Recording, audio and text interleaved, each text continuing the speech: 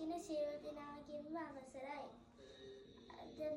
අද මම මෙතනට පැමිණියේ ගීතයක් ගායනා කරන්නටයි. දඟ කරලා හා පැංචත් මං වගේමලු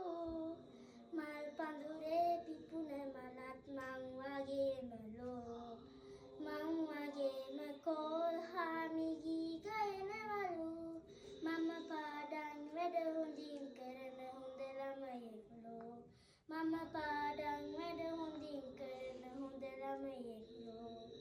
කුරුළු පැංචා වගේ කියලා තාත්තා කියනවා දඟ මල්ලක් තමයි කියලා අම්මා කියනවා කුරුළු පැංචා වගේ කියලා තාත්තා කියනවා දඟ මල්ලක් තමයි කියලා අම්මා කියනවා ආච්චි සීයා රම්මණිකක් කියලා කියනවා